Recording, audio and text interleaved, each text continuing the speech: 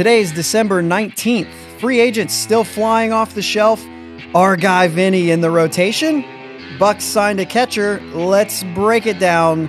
You're listening to the Bridge to Buctober podcast.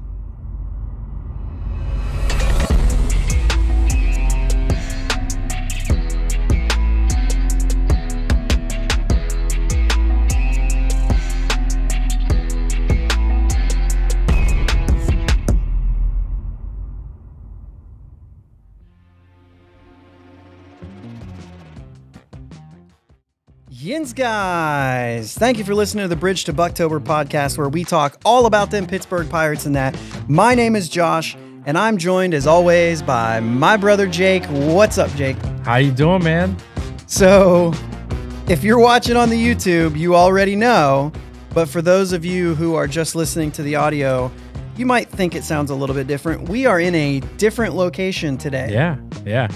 So we are sitting here at Swearingen Bats in Toronto, Ohio. If you guys listen to us throughout the season and everything, we were reading some ads for Swearingen Bats and that. Great guys here, and as you can see, we got the bats hanging up in the background, the clocks. We're kind of sitting in the main room of their shop here. Yeah.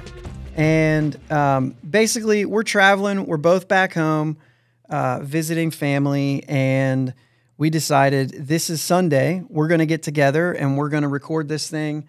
And so we're just going to do so somewhere different, because last time we did this, we recorded in Dad's woodshed. Yeah, he's got that thing pretty full now. Not to mention it's freezing cold. Freezing cold. Especially since I've been in the South for 3 months. Yeah, that's no joke.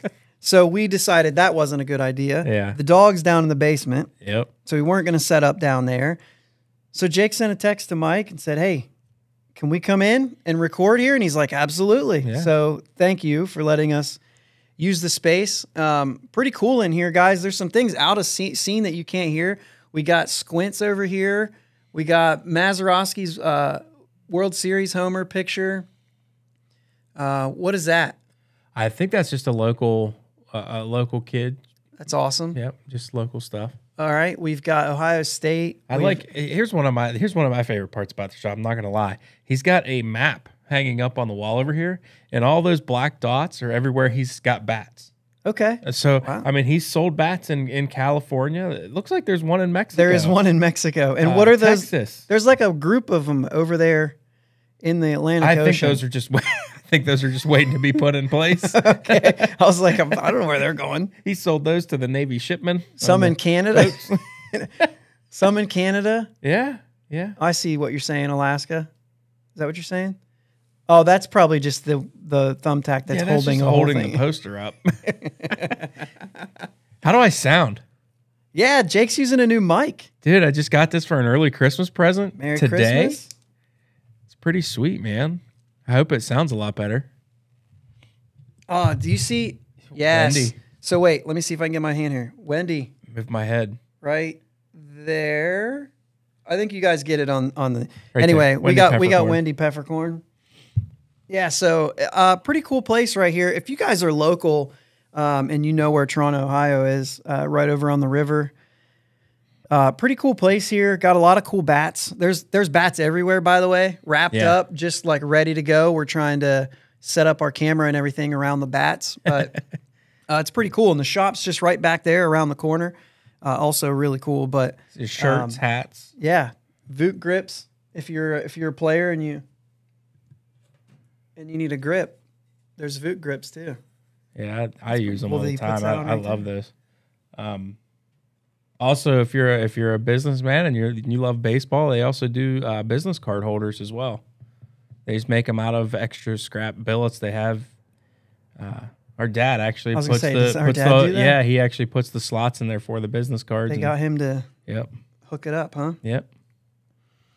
All right. Well, we have a lot to talk about today, and it's more than what we thought we were going to talk about. Yeah. Because as we were driving down here, the Pirates traded for Connor Joe. Mm-hmm. So there's that. But man, there's a lot of stuff, and we've got to get around the league a little bit. I don't know if I have my timer on this thing or not. Let's hear if we hear it. Let's hear. Ooh. Yeah. We have our timer. It starts at 2 seconds. That's weird. It counts back from 2, And 2, then 1, and then you go. Okay. Yeah. You kind of give it a little countdown there. Yep. So I don't know, man. There's a lot here, and I probably am leaving stuff out, but let's give it a shot. We may as well. Yeah. Might as well. Here we go, guys. 60 seconds around the league. All right. Carlos Rodon signs with the Yankees, 6 years, $162. Carlos Correa signs to the Giants, 13 years, $350 million. Tigers signed Michael Lorenzen for $8.5 and Matt Boyd for $10 million. Dodgers signed Syndergaard 1 year, $13 million. Orioles signed our old friend Adam Frazier for $8 million. Mets add Omar Narvaez, a catcher, 2 years, $15 million. Royals, Ryan Yarbrough, 1 year, $3 million. Red Sox DFA Hoy Park, then trade him to Atlanta. Hoy Park. Sox also DFA Eric Hosmer. Kind of surprised me, although it makes sense. Giants DFA'd Miguel Yajure, and he passed through. He's going to AAA for them. The Giants also signed Sean Manaea, 2 years, $25. Blue Jays signed Chris Bassett, 3 years, $63. Twins signed Christian Vasquez, 3 year, $30. Twins signed Joey Gallo, 11. Guardians, Mike Zunino for 6. White Sox, Andrew Benintendi, 5 years, $75. I'm not going to make this. Sean Murphy traded to the Braves in a 3-team deal. Cubs signed Dansby Swanson, 7 years, $177. What are the Braves going to do? Dodgers signed J.D. Martinez for $10 million. And Red Sox, I just saw signed Justin Turner, and I don't know what the terms of that one is because it just happened. But holy moly. Yeah, that's a lot. So, like, some of the ones that kind of stick out to me, the Braves went out and they got the deal with Sean Murphy, which was wild. 3 teams. And, man, I got to say, we said a couple weeks ago that the Sean Murphy trade may be important to, like, what happens with the Brian Reynolds trade. Right. Do we still think that? I don't. That was a crazy, that was a lot of moving pieces. I don't think you're going to see that many moving pieces in a Brian Reynolds deal. No, well, it's not only that, because I don't even care how many moving pieces there are or how many teams are involved. To me, they really did not, like, it sounded like they were going to get a big return, and they did not get. I don't think they got a good. I don't know these names, so to be fair, right, I'm not up on everybody else's prospects unless they're Bobby Witt Jr. You know what I'm saying? Right. But I mean, these names, where's this at right here? A's get Kyle Muller, Freddie Tarnok, Royber Salinas, and Manny Pena from the Braves, and Esteury Ruiz from the Brewers. How will the Brewers get involved in this? That's all they gave up. Well, they got Contreras. But that's all they gave up, right? Yeah. They didn't give anybody to. The Braves only got Sean Murphy in this. The Brewers give one player to the A's. And the Brewers get William Contreras and Justin Yeager from the Braves and Joel Payampa Sure. from the A's. Yeah, that's How did the Brewers get involved with this? Give up one player and get 3, including William Contreras, who just hit 20 home runs. Yeah, I don't even think the Braves got better on this. I don't understand. I don't know about that. Sean Murphy, defensively, Contreras can hit, but I don't know that the defensive number. I mean, Sean Murphy's borderline elite. I get it, but I'm pretty sure it's like JT Realmuto, Sean Murphy, and then the rest of the league under that. You know what I'm saying? As far as the catching position goes. So I get that. But then the Braves turn around and lose out on Dansby Swanson. And I got to tell you, this shortstop thing, Carlos Correa was never going back to Minnesota. No. It wasn't going to happen. No. The whole reason he opted out was because it was never going to. He knew he was going to opt out of that thing when they signed it. Right. It just felt weird. But Dansby Swanson and Xander Bogaerts leaving their teams, to me, and we knew Trey Turner was not going to stay on the West Coast. We thought we knew. Right. Anyway, we thought we knew. But those two guys leaving their teams, I felt like are a big deal. Swanson came onto the scene. Like, he broke out the last 2 years and really looked like a special shortstop. And Xander Bogaerts is all Red Sox, the face of the franchise. And the fact that they did what they did with him, those guys are not happy at all. Right. The fans, you think we're mad. Well, we are mad. Yeah, absolutely. They're mad too. Yeah. We'll say it that way. They're mad too. I don't know. Anything else there? Justin Turner should have went back to the Dodgers too. I don't like that. I just think when you're that old, you guys should have worked something out. Because now when he retires and he doesn't retire as a Dodger, he's done. Well, you know, I kind of agree with you, but on the other hand, it's not like he's a Hall of Famer. No, but when you're on a team, if you're a Hall of Famer, it doesn't matter. You wear the hat of the Dodgers and everything's happy. But when you're not a Hall of Famer, if you want to be involved with that team beyond your career, you got to finish it there. Actually, you know what? That's not true. Neil Walker's hanging out in the booth with us, so I guess that's fair enough. That's fair enough. And Neil Walker will always be loved here, and absolutely, and you know, just like that. But like you just think about that. He should finish it out there. But I guess that's fair. Other than that, I don't know who others is notable here. Mike Zunino, Christian Vasquez, Omar Narvaez are the catchers that kind of dropped off the board, which I thought when I was preparing for this week that was going to be super important until a couple days ago. And let's go ahead and get into the Pirates signings and trades, which we just said. So a couple days ago, it was Austin Hedges brought in. And, man, should we do this in chronological order just because of the idea of the way that we as Pirate fans kind of perceive these things? Let's talk about last week we made a note of Vince Velasquez. And you know what? Now that I have this set up the way it is, I think I still have the Vince Velasquez media card here. Nope, it's Harley and Garcia, so never mind. That was going to be enough to just see what was going on. And now our timer's back on. So I also have never ran this on my Surface. It's always on my desktop. So we're all over the place here, but we're fine with that. This is fun. Yeah.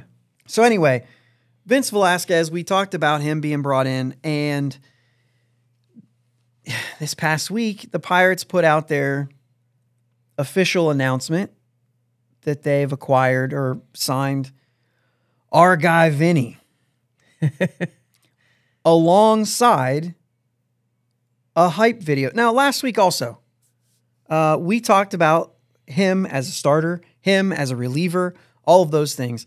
And they came out pretty clear saying he's going to be part of in what they called starting group. And I didn't, that was the thing I was afraid of, right? Right. We were. And so it comes out, and now I made points on social media, as you guys know. Actually, Gary called me out on the Pirates fan forum this week for being on my soapbox. Thanks, Gary. Gary also is on his I'm just kidding. But no, because I really thought hearing the phrase starting group is the part that kind of took me in saying he's going to get an opportunity to start. Yeah.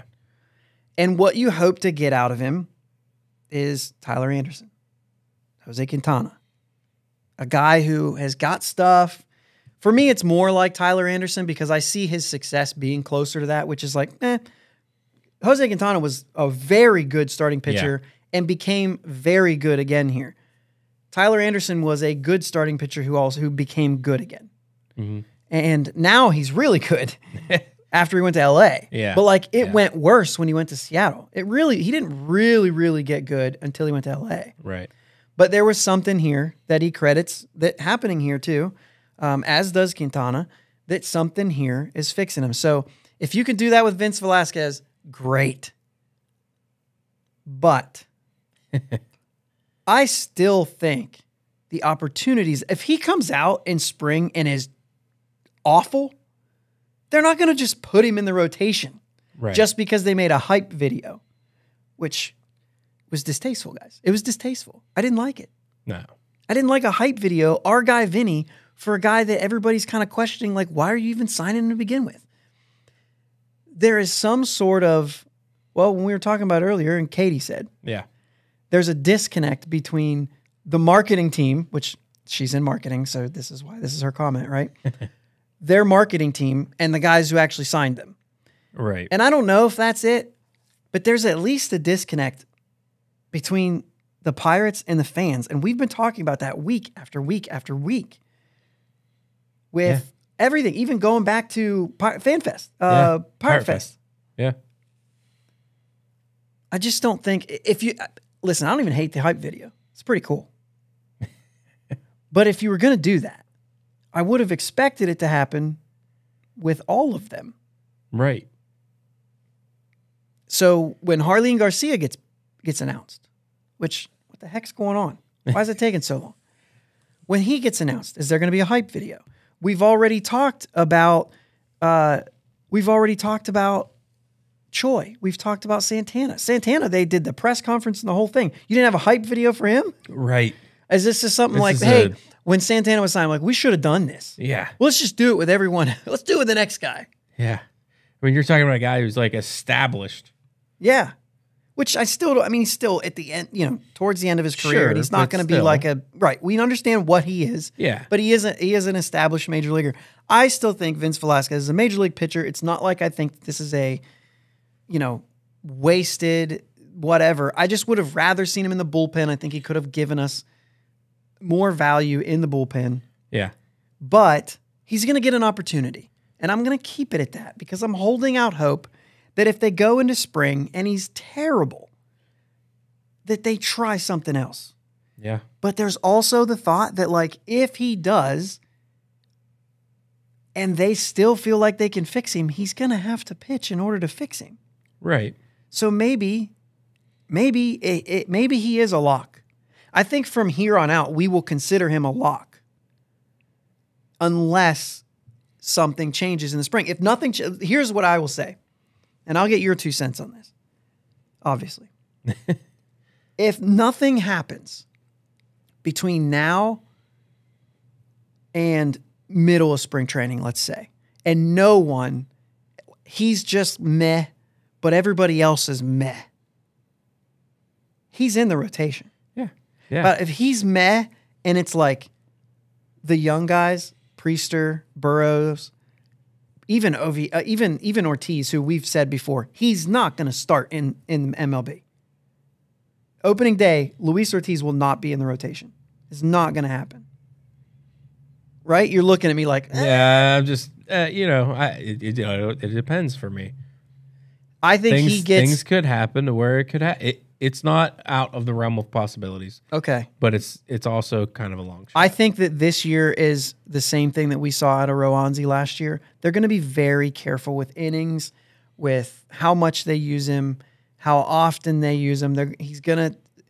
When he comes up, he'll be here for a while, and then he'll get sent down for an extended time. And you're going to look for his stats in AAA, and you're going to be like, why isn't he pitching? Is he hurt? Well, no, they're just trying to limit him. They're trying to be careful. And to be honest with you, it worked with Roanzi. Those numbers are great. Mm-hmm. And we even saw where he struggled. You know, I'm in a jam, you know what I mean? Whatever, I got to put guys away, you know, those types of things. But everything was good.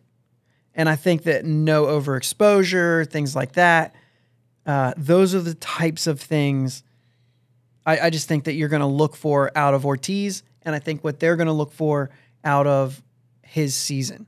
Yeah, I can see that. Yeah, just trying to think my way through all of this because we have a note here to go over all that, but I didn't know if we were going to go there right now or not. But I don't really care. Usually I have like this thing with all of our notes, and I have it spelled out when we're going to talk about things. And this is like I scribbled some things on little pieces of paper. No, that's maybe an inside joke. Maybe you guys know who Brack is, but eek. Anyway, yeah, I don't really care. But when you look at this, it's JT Brubaker, it's Mitch Keller, it's Roanzi Contreras. This is not in order. It's Vince Velasquez, it's Johan Oviedo, it's Luis Ortiz, Bryce Wilson, and Zach Thompson right now. That's assuming Bryce Wilson stays on this roster. Right. I would say that's the extent of it as far as those guys leaving. Bryce Wilson is the only one out of this group I see being DFA'd. I know that you probably would be on Thompson, but the thing is Thompson has done it before in the major leagues. He's been fine, and he still has 3 options, and I just think that he's a valuable guy to have. Yeah. Injuries go down, he's depth. Bryce Wilson, on the other hand, is running out of options or out of them. One or the other, I just don't see him. Plus, I believe more in Thompson, believe it or not, the 29-year-old, than I do the 24-year-old. But anyway, But you also have eventually Priester, Burrows, and maybe Cody Bolton that are like possibly, and maybe more that I just don't have written down. But that's what I call a starting group. Yeah. The rotation is the best 5 out of those, with exception of young guys. 6. Or 6, but early season, you really don't even need 5. You can really run with a 4-man rotation at the beginning of the season, which, maybe they don't do because they're also limiting innings. Maybe it's a better idea to go ahead and just use 5 and give guys extra days off. I think that's probably the way to go. But because I could be careful with all these guys. Yeah. Even Mitch Keller, I could be careful with him, and JT Brubaker even. I could just be careful with all of them. But I don't know, man. I'm looking for the time here. Looks like we're 20 minutes in. So, right up there. Perfect. Perfect. Yeah. That's awesome. So anyway, Vince Velasquez is going to be in the starting group. And while that's unfortunate, I'm also looking at the free agent list, and I'm just not seeing. I mean, we just went down through a list of guys on 1-year deals. And I'm not insinuating that the Pirates were in on any of these guys, but like Syndergaard, Lorenzen, Matt Boyd, Ryan Yarbrough, which had a really struggling year, signed for $3 million. He's a lefty. I kind of thought that would be the type of guy the Pirates would have targeted because of the cheaper $3 million deal. But I thought there was one more in here. I guess that's really it. But we saw Smiley on the way in that you didn't write down. Yeah, Smiley is close to another deal with the Cubs. Yeah. Which he was another one I thought would have been decent because he's a left-hander, which is the Yarbrough thing. But even just looking at these numbers, Matt Boyd's a lefty. He went for $10 million to go back to Detroit. 8.5 for Michael Lorenzen, who, when's the last time Michael Lorenzen was really good? $13 million for Syndergaard, who struggled a bit. So once again, and we talked about it before, what's his name got $10 million with the Orioles. Kyle Gibson, and the Pirates were looking at them. I really think the Pirates were not, when they said we're going to sign a couple starters, they didn't think they was going to have to pay $10 million for them. Right. Yeah, I totally didn't. I agree with that. They didn't see the market going up as high as quite as I think that it did. Yeah, that's it. And I think getting Velasquez on 3.1 million, something like that, which is why I thought he was a bullpen guy, because it's $3 million. I didn't think you could get a starter. We just said, Yarbrough too, but listen, this is a guy who hopefully you can turn something around and get something in return. We got Johan Oviedo. Was he in the trade? Yeah, Johan Oviedo and Malcolm Nunez for Quintana. Mm-hmm. And, the Tyler Anderson deal doesn't look as good. But the thing is if you could get something like that, just something in return, you just never know when it's going to hit. Jack Sawinski was not a big piece of the trade that he came over in. And if you would have told me he was going to hit about 20 home runs in his rookie year before he ever went to AAA, I'd have been like, probably not. Yeah. And I don't know that Jack Sawinski's going to be great. Yeah. You're not going to know that yet. He barely put in any time. So, it's still there. He definitely has major league power. Yeah. We know that. Yeah. We know that. If he can go in there and play part-time for you, which is what he did last year, and hit about 20 home runs, that's a valuable piece. Absolutely. We talked about, last year with the Dodgers, Trace Thompson made a huge impact on that team. He was there for 300 and some at-bats. And they just got good at the right time, which is what the Dodgers do so well. They're so deep, and they get the most out of their players, and they play them when they're hot, and they ride it. You look at the overall season of a guy, and you might be like, we wasn't that good. And it's like, but for 2 months, he helped them win a lot of ball games. You know what I mean? And that's when they played you know what I mean? So, I don't know. The thing is, our guy Vinny, and the hype video just felt too much. If this is a guy that all you're trying to do is flip him, which essentially is all you're trying to do. I just felt like that was that to me is what will make this signing worse.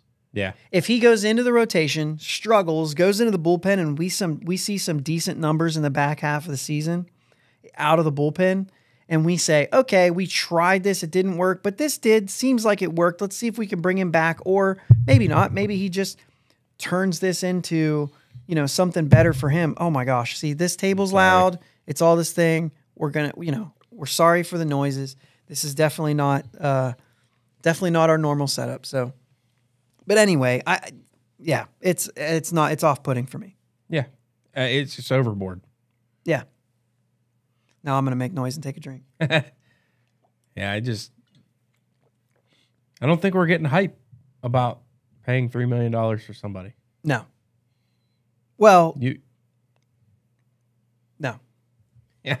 I mean, he's getting paid $3 million, which is nothing in today's game. Nothing. We're going to talk about more nothing contracts. We're not going to get hyped over a $3 million signing. It's just. What do you have to do to put together a video like that and feel really good? What is it? What is it to you that warrants that? Okay, so obviously doesn't look like it's going to happen right now, but like that would be like we just extended Brian Reynolds. Yeah. Or, I mean, man, even if you would have went out and signed Jock Peterson. Yeah, I could see. Well, but it depends. Are you signing him to a 1-year deal? That's true. Yeah. Because if you're signing him to a 1-year deal, I just don't know. You got to be at 3 years. I think you got to be at least 3 years into it, like committing for 3 years. Yeah. That's the words. Yeah.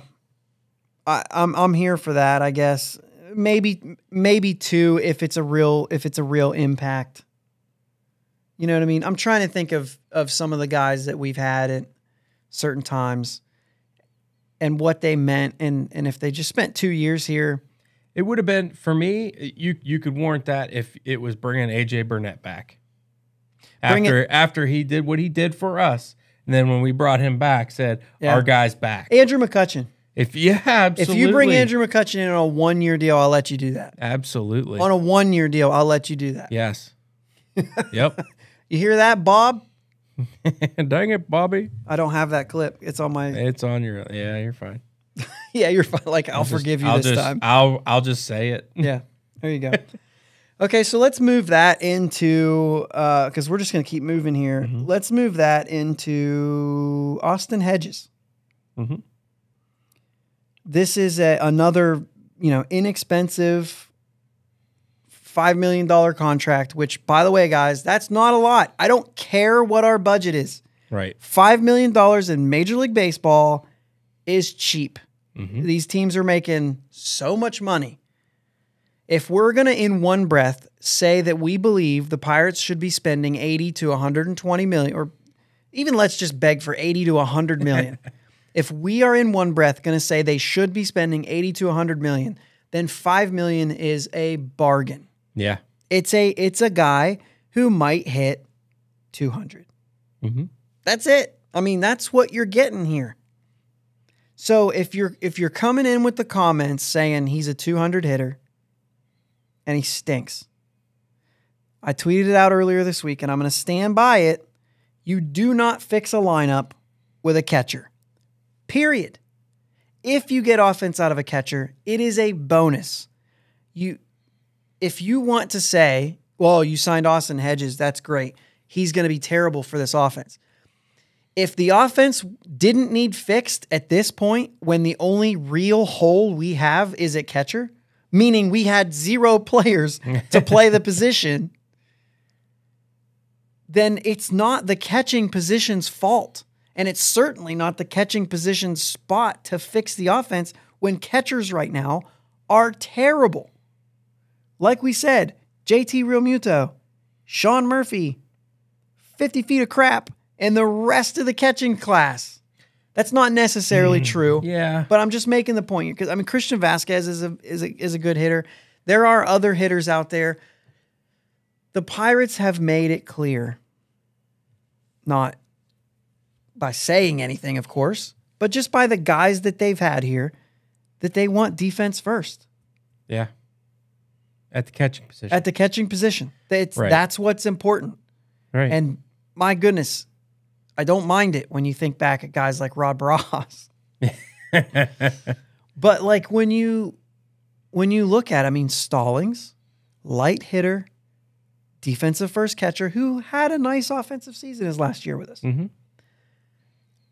And then you bring in Roberto Perez, who is like, yeah, if he stays healthy, he might be able to run into some, but he's a light hitter. He was always a light hitter. He was the guy in Cleveland who played when Jan Gomes got a day off, or who caught their ace. Yeah.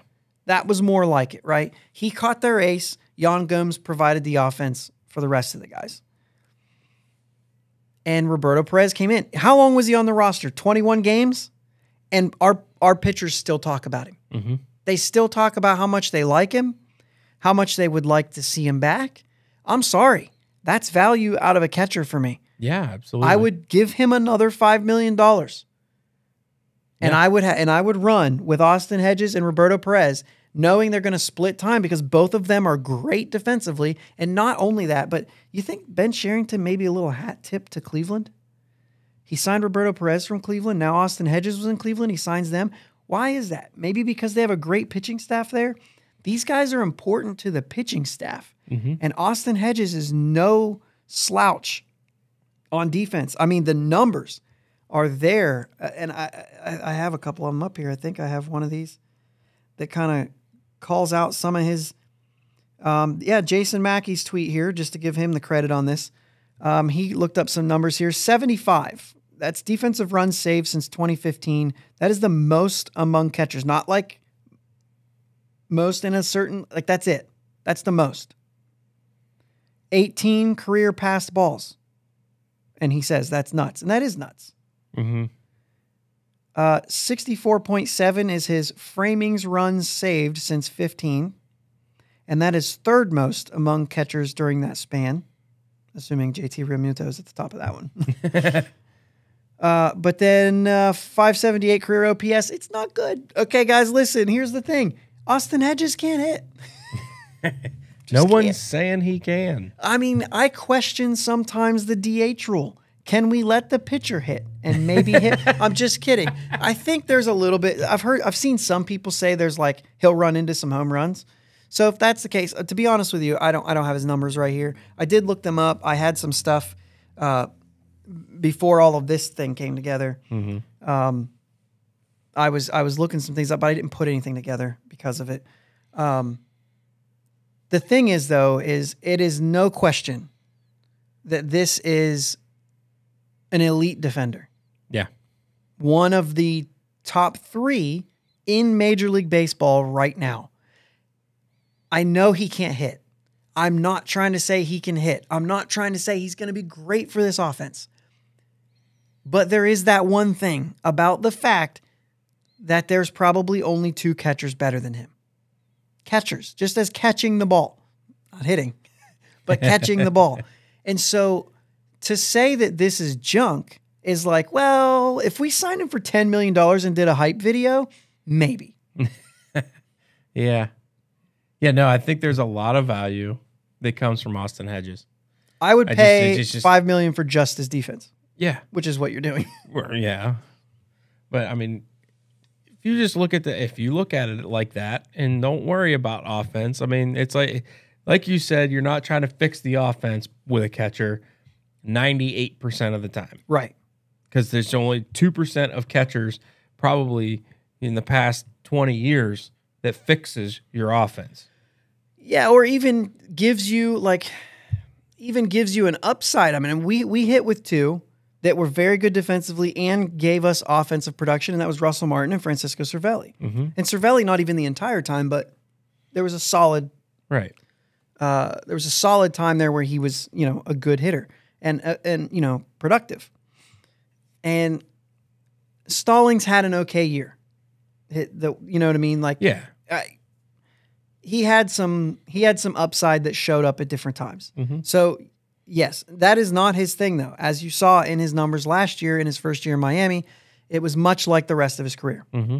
And that doesn't mean we don't like Jacob Stallings. He still gave us a lot. I mean, the way that he works with pitching, and I mean, that season when he just didn't have a pass ball. Yeah, it was ridiculous. That's ridiculous. And that kind of stuff holds a lot of weight. Mm-hmm. And carries value. into a contract. I mean, I don't know what else to say. Like, that's just the way that it is. Yeah. It's not like we forked out a crap ton of money for this guy. And I think that's the thing that I need to keep going back to in my head when I say, but man, it can't be him and Heineman. No. Which, by the way, Tyler Heineman brought back in on a minor league deal. I didn't say that one. That is all of them, though, that we have. Tyler Heineman, minor league deal. So there's depth there. I mean, we saw Heineman. Heineman was that guy that we were like, I mean, it's not as bad as the other guys we've seen this year. There's something there. I don't know. But you don't want him on the major league roster, which is why there has to be another one. Yeah. The catching position still needs one more player. And if Austin Hedges can split time with someone and he can catch a guy like Mitch Keller and Roansy Contreras, and maybe the next guy has a little better offensive and he can go with the rest of the guys. Yeah. Or maybe it's Roberto Perez and you just kind of figure that out. Either way, if Endy and or Davis make their way to this team while Austin Hedges is still here, he's very good for them. Yeah. Because the only thing we're worried about with those kind of guys is how well they'll catch. Mm-hmm. At least I think. That's what I've heard. Yeah. I think you're pretty confident in their progression as hitters. Some people doubt Davis a little bit. Some people say that those people are crazy. I'm here to just watch it play out, guys. Yeah. But I don't know. The catching position is very interesting to me, and I think that Austin Hedges is a. I'm having a hard time. You want to do it?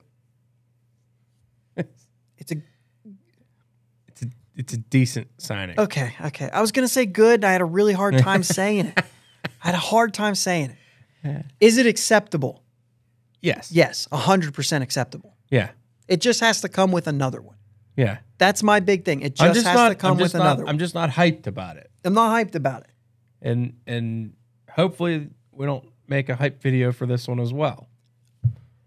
I would rather see one for this one. Here's the thing. If they do a hype video for Austin Hedges, he can't hit in that hype video. Right. There can't be like a clip of him hitting a home run. People out, yeah, tagging people, framing pitches. That one that the guy threw like a 50-foot breaking ball in the dirt and struck the guy out, and he had to go chase it down and throw it like 156 miles an hour to first base. That was a nice play. Although the funny part about that is him walking back to home like, man, I should have caught that ball. You know what I mean? But listen, Austin Hedges is fine. He's fine. Let's not. I think that the fact that we're getting confused of, oh, he hit 200, and I'm already mad. So Austin Hedges, you're the guy today. And the other thing, I mean, Vince Velasquez too, just to say that. I mean, we're mad at him, and it's like, nah. Unless it's part of the contract to be like, I'll sign, but you need to make a hype video. Could you imagine an agent putting that on the table? I could not imagine that. I'd like a hype video. I want a press conference like Carlos had. We won't do that. I guess we'll make a video for you on Twitter.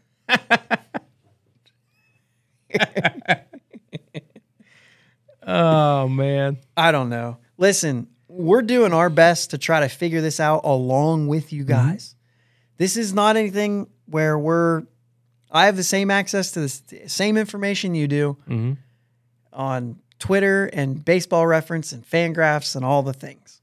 So we traded for Connor Joe. Yeah.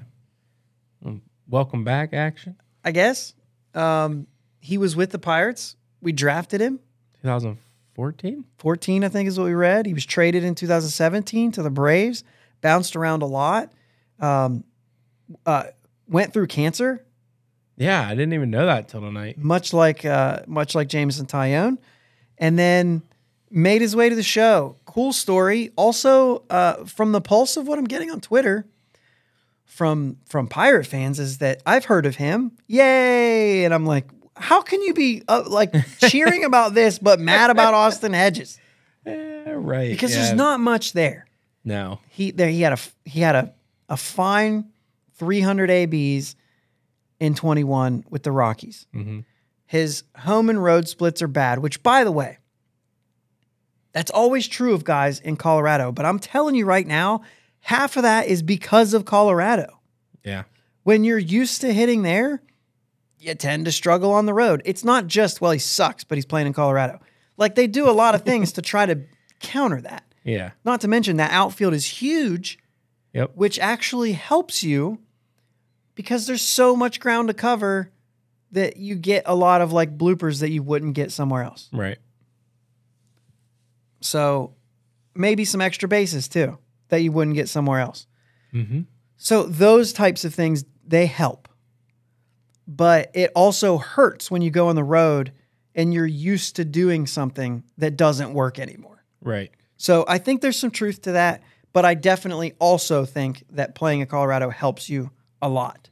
Yeah. More than it hurts you on the road, but I think that you can kind of even those things out and you kind of get what an idea of what kind of production you might be able to get from a player. Now, Connor Joe in this case, I mean, he's still a new major leaguer. Mm-hmm. So there's still, you know, I know the age thing doesn't really hit me there as like a new major leaguer, but it's a lot like Zach Thompson where they just were there late and, you know, do you blame him? I mean, you know, I don't know. Is there still development to have even though they're on a different type of path? Thank you. Yeah, I mean, for sure there's more development. There has to be. You're developing your entire career in Major League Baseball. But to see what you're saying, like, yeah, I mean, he's a little bit older for a newbie, but I mean, I don't know. The journeymen sometimes just they land in a spot and they figure something out. And it's all about like, ooh, let's go here and try it here. Let's go here and try it here. Maybe our guy will say something that clicks. Our guy. You mean Vince Velasquez is going to say something to me? Yeah, maybe. No, like, you know what I'm saying? Like, maybe the hitting coach makes one little tweak that just unlocks a ton of potential. You just don't know. But am I excited that we traded for Connor Joe? Absolutely not. Am I upset that we traded for Connor Joe? Absolutely not. It's just a little bit of a depth piece. Right. It's a depth piece. It's possibly, and maybe this is a little bit of wishful thinking, but it's possibly something to say, Miguel Andujar, you need to make sure that you step up because you're not just giving this right-handed outfielder a job. Yeah. And, you know, there's other guys. There's an impact. You get 26 guys. That's it. Mm-hmm. You get 13 position players. 11. 2 catchers, 11 position players. We're starting to narrow it down here. You can balance that however you want, 6 and 5 with infielders and, you know, 7 and 4, however you want to do that, which looking at our roster, I would have thought 7 and 4 the whole time. And now I'm like, maybe it's 6 and 5. And is Marcano considered an outfielder or an infielder? Because I consider him still an infielder. Right. Who's playing some outfield. Ji-Hwan Bae, I consider an infielder who's playing some outfield until they make that move entirely. Right. We don't know. I mean, right now, pencil it in. You hear the compressor. Yeah. I don't know if that's coming through on the mic, the air compressor back there, but I don't know. You know, pencil in right now, Rodolfo Castro. We really want to see what's there. Yeah. Is this guy an all-star or is he going to be pushed out of the way by one of these other guys? Mm-hmm. You know, I don't know. We thought maybe at the beginning of last year, Jose Castillo had a shot to become something. And now I'm starting to wonder if he's not one of the odd guys left out this year. Right. I tell you what, though, in my personal opinion, if somebody like that is going to end up being left out, we need to flip him, like package him in a deal to bring somebody else in. Yeah, if there's something, like but right now, guy. Yeah, but right now, I don't know that Castillo, that Diego Castillo, is the guy to really make something happen. He's down right now because of how he finished the year. I'm not saying go out there and start trading these guys. I'm just saying if you're trying to get somebody, I wouldn't mind seeing a guy like Diego Castillo get packaged into a deal. Yeah, you're going to have to at some point because eventually Peguero's coming up. Yeah, and we can't keep them all. This will be Peguero's 3rd season, right? No, he was added before last year. Yeah. So Peguero's got to be up by 25, period. Mm-hmm. He'll be out of options. Nick Gonzalez is coming. Key Brian Hayes is locked in for a while, and And O'Neal Cruz, as of right now, is the shortstop, and you're not going to move him Right. until you're ready to move him. And then you need a shortstop. And so these guys that are coming up, somebody's got to go. So they're going to have to figure this stuff out. And that's why they play games. Yeah. And that's why 23 is not going to be great, because we're still figuring these things out. The chances of all these guys coming up and Jack Sawinski figures it out and he solidifies himself and he hits 25 jacks and he actually hits like 230, which in today's game would be okay. If he's hitting 25 homers at 230, if his on base is up, then that's actually okay. I'm not saying he's an all-star, but that's okay. And Reynolds plays the whole year. And one of these other guys figure it out in right or left field. And Key starts showing up offensively, and O'Neal figures it out. Castro ends up being better than we thought and hits 20 home runs himself. Yeah. And then this first base, which I actually am just not worried about. I just think there's just a couple professional hitters over there who at some point, if a Shelton can figure out how to use them right, will get something out of them. Right. In the DH spot. In the DH spot. And I'm just saying, it's unlikely that all of those spots hit and we end up with 75, 80 wins. Right. It's just unlikely. Not to mention the pitching staff stays healthy. All of that is unlikely, which means 23 could be another doozy. But I still think that there's so much more going into this season to watch for, that there's at least a lot more interest. And I think that maybe bringing in these types of guys like Connor Joe and Austin Hedges and all that stuff just kind of gets you to that point. Yeah. Where the interest becomes, worst case scenario, Rodolfo Castro strikes out 40% of the time. Key Brian Hayes continues to be what he's been with no growth and battles an injury. O'Neal Cruz makes 60 errors. The two first basemen end up Yoshi-ing it on us. And the outfield just looks the same as it did last year, and Reynolds gets traded in April. That's worst case scenario, right? Right. So maybe 150 losses? I don't know. Like, what do you want? I don't know. So here's the thing. Austin Hedges, that's a meh. I'm okay with it. Yeah, I'm not mad about it. I think it's like, yeah, he'll do good for our pitchers. Mm-hmm. The makeup of our team, which is what we need, but the makeup of our team, we also need offense, and I get it. Mm-hmm.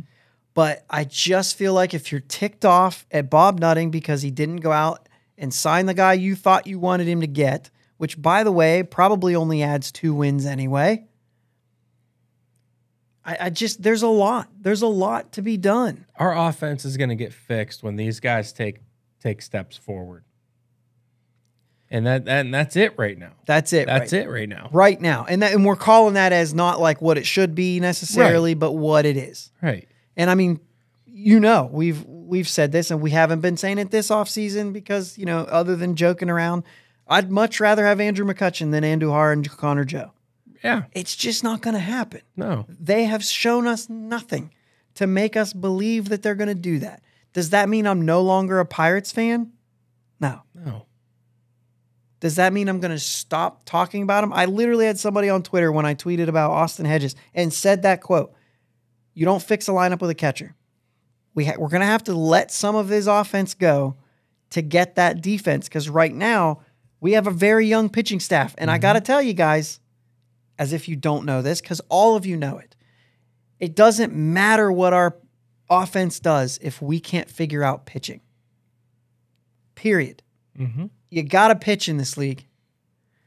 And so a catcher to me has to help my pitching staff. But I'm just saying, he told me after I said that, this is so insignificant, you shouldn't even say anything more about it. No words should be uttered. I'm exaggerating the tweet now. No words should be uttered about this signing ever again. And I'm like, okay. I'll call it out here. I don't care. What do I care? People hate me anyway. Defense, good. Works well with pitchers. On the cheap for only $5 million. Say what you want about his bat, but you don't fix a lineup with a catcher. That's all I said. Mm-hmm. And I even said, Austin Hedges, okay. I didn't say like, yay. Mm-hmm. This guy says, I love it, being sarcastic. I see him slashing 112, 241, 287 will cost them dearly at the plate, and then we can flip him for a 23-year-old AA prospect with no upside. I mean, you're just mad. Yeah. And I know you're mad because the 23-year-old AA prospect, I don't really remember that really being a thing. Maybe Jack Sawinski, there's upside there. I don't know who else you're talking about.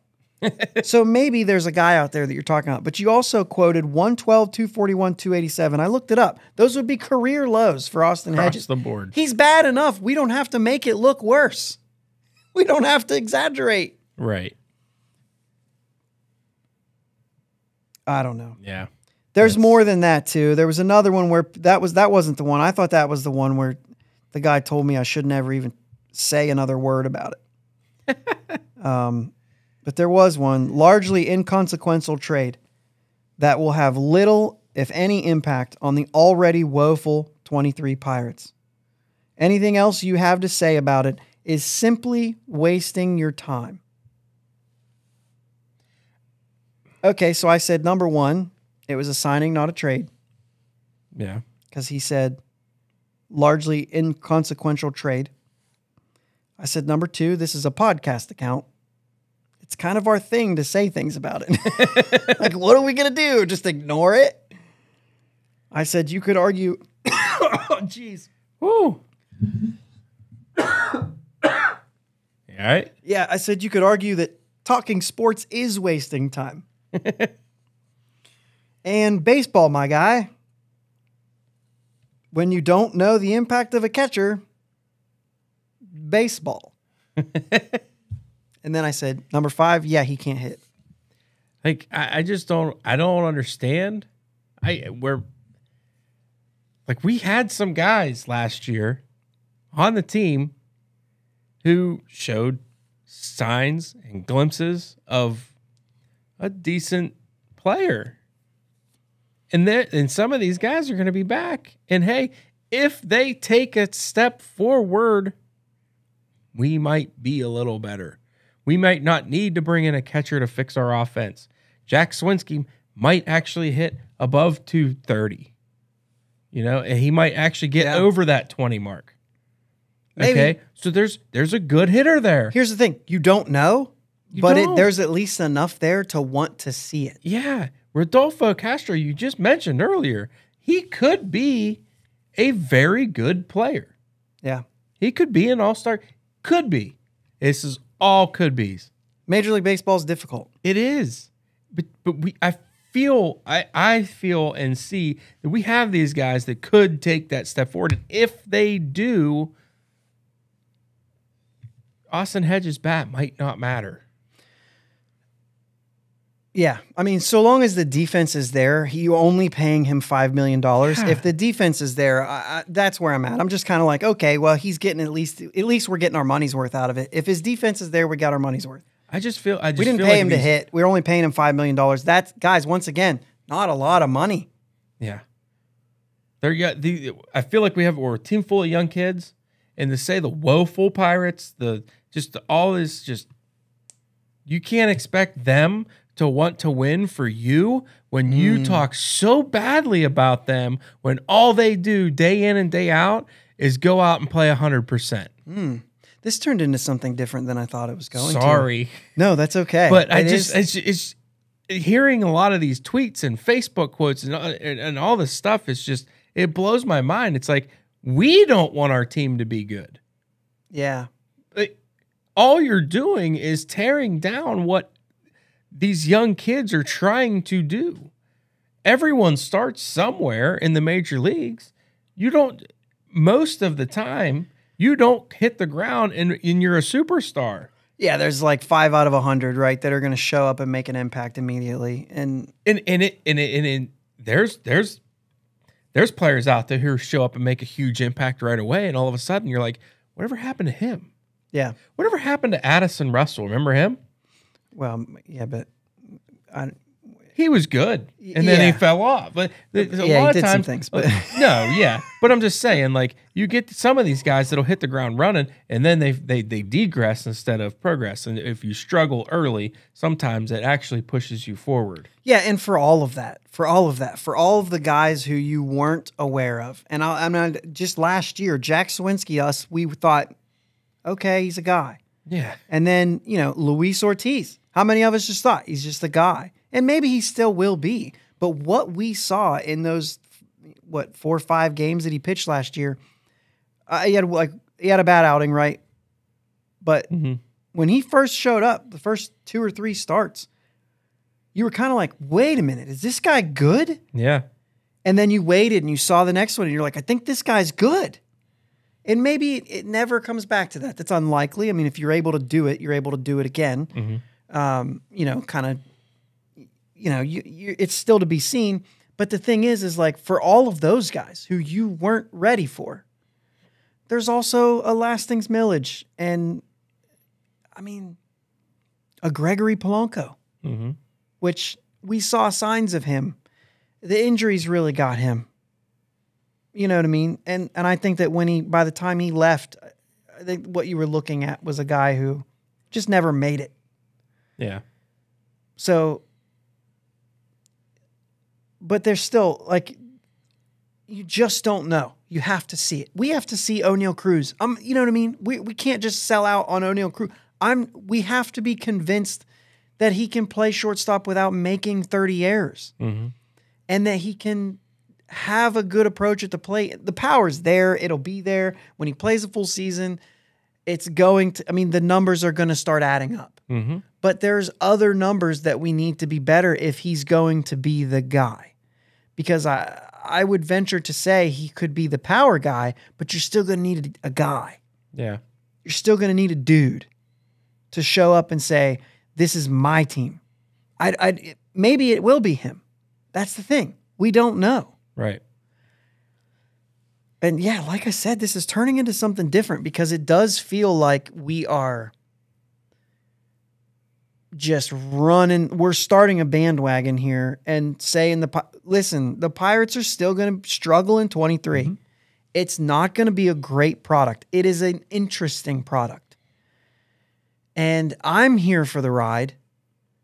A lot of us fans are here for the ride. And the only thing that you're watching sports for in the first place is hope. If we can have some hope that these guys do well, then it's fun to watch. Maybe not all the time, but it can be fun to watch. Yeah. And if you're just complaining about it and you're just being, sour about everything that happens because you don't like Bob Nutting, then direct it at Bob Nutting. Yeah.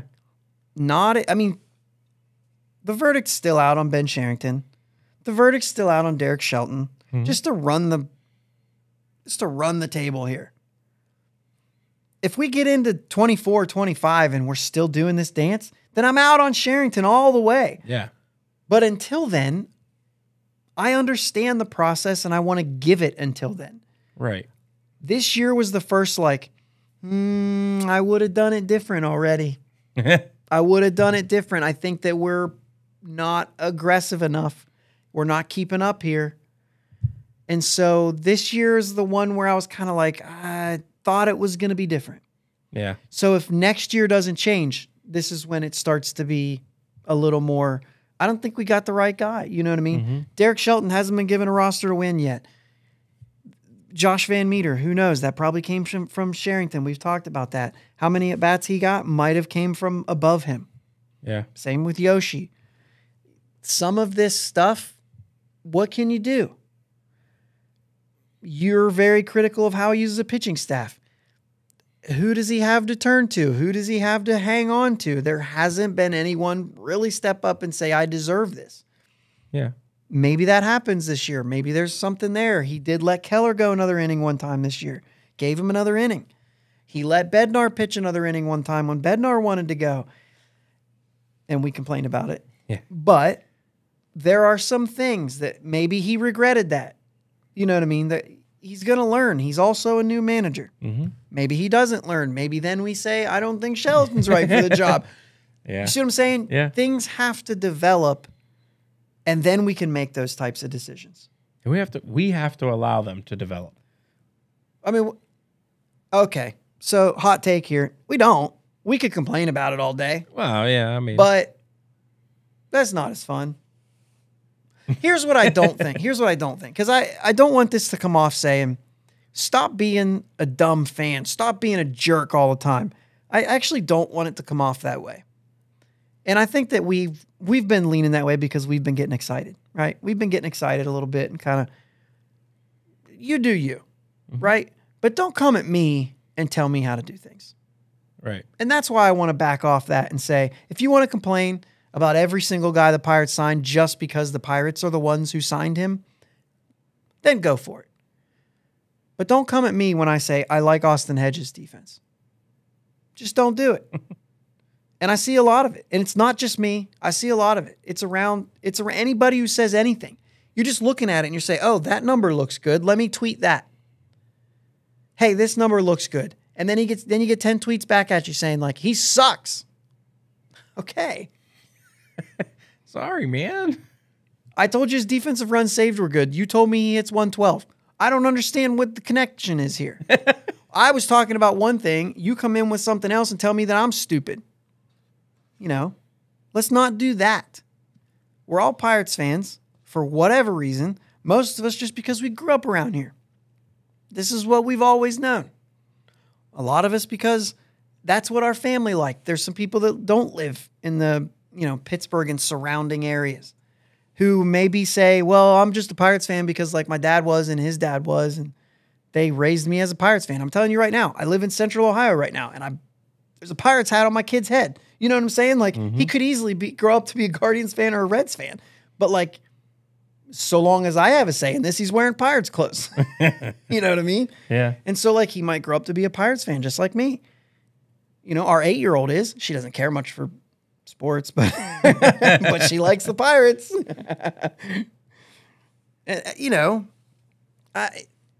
You do you as a fan. And I'm not going to, complain at you if you don't complain at me, I guess. Is that fair? Yeah. What do you think? That's fair. What do you think? Because there's two opinions here. I feel like I've already voiced my opinion. Yeah, we let this escalate, right? Yeah. Just a lot of hate out there, and there is. It's not cool, man. I don't know. Well, I'm not trying to tell you to change your ways. I'm just trying to say, like, hey, maybe lighten up a little bit. Well, and your rub was, let's direct it to the right place. Yeah. Let's direct it at the guy who probably deserves it. Yeah. If that's where you're at. However, I think for the Austin Hedges signing, maybe you just take a look at a signing before you just say, I can't believe you got that guy. Yeah.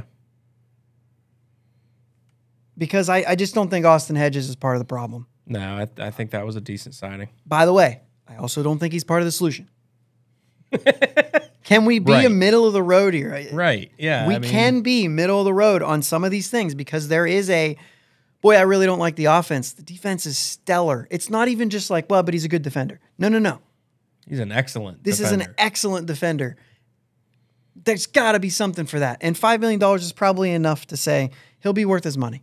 Mm-hmm. That's not a lot. He'll be worth his money. Roberto Perez, probably not worth his $5 million. I mean, he was hurt. Right. But he looked like he was about to be. Yeah. But he got hurt. Yep. You know what I mean? I don't know what to tell you. We're wrapping it up here. We don't have anything else, right? No, I think we've covered it all, and we did it all here from Swearingen Bats. Yeah. And a lot of fun. Thanks for letting us use the room. I know that there's, things here, and if you're listening and it's like, man, they hit the table way too many times. We also yelled a lot today, so this was a little bit different. Maybe it's because it's so freaking cold outside. It is cold. I'm just so sick of this already. Yeah. And we're not even at Christmas yet. Anyway, this is the last time you will hear from us. Why did we do this on the last time they'll hear from us before Christmas? Here's what we can all do together. We can take a deep breath.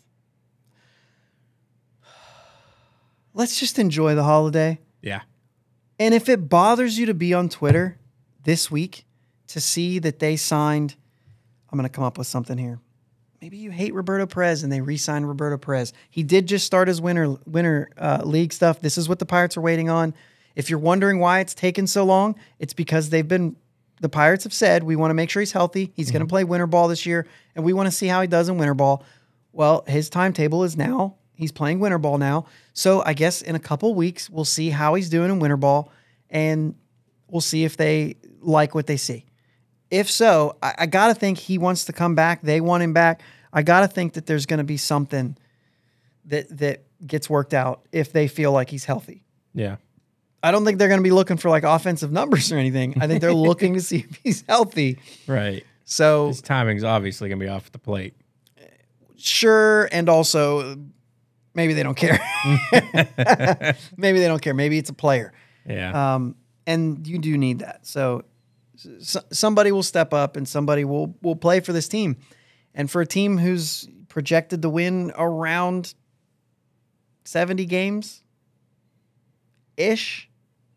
we're not holding anything. No. We're not going to say anything yet. I mean, we got to see the rest of this happen and all that. But I say ish. There's a little bit of hope in there. There's a little bit of not hope in there. We don't know.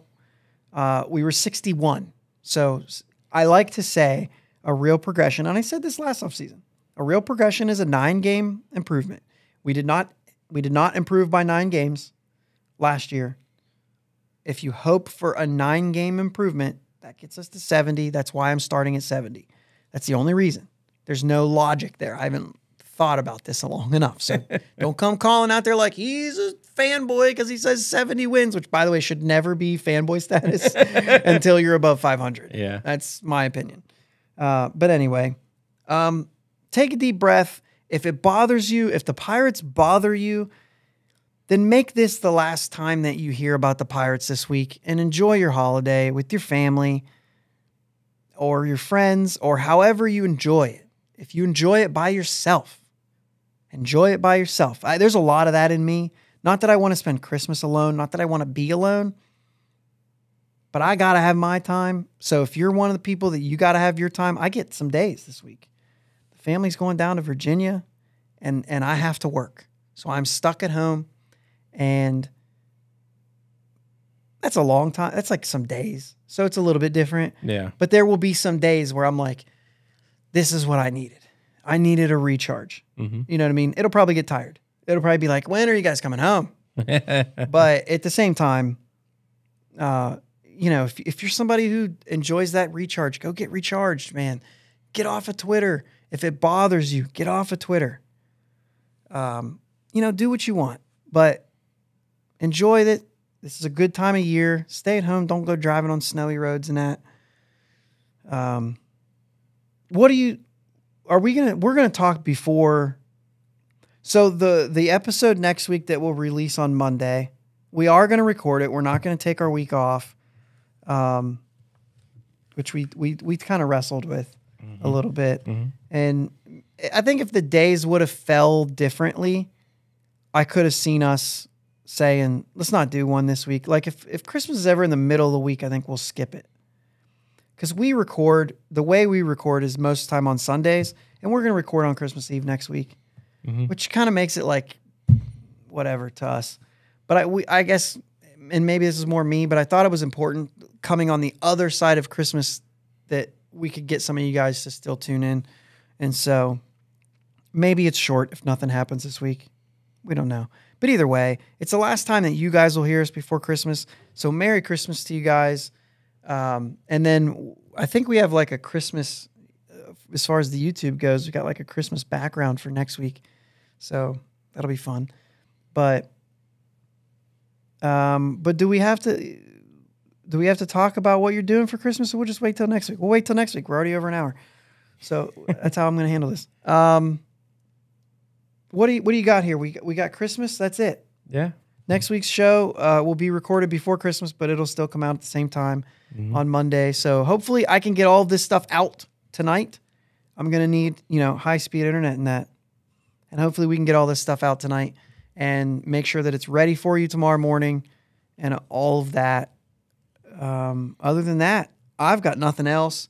Thanks again to Mike and and our brother JP, who works, he helps out with Mike here. If you guys were questioning how we got our in on Swearingen Bats, he does some stuff with him. Mm-hmm. And so, that's always cool to have, somebody kind of get plugged in with them. But thanks for letting us use this room. It's really cool. I'm telling you, dudes, these bats are awesome. Yeah, very nice. They have a lot of really cool stuff here. I don't know if I can pull anything in the light. I know that my headphones are going to fall off. But, let's play our outro, and maybe I'll grab a bat or two. Yeah. We good with that? Let's close this thing out.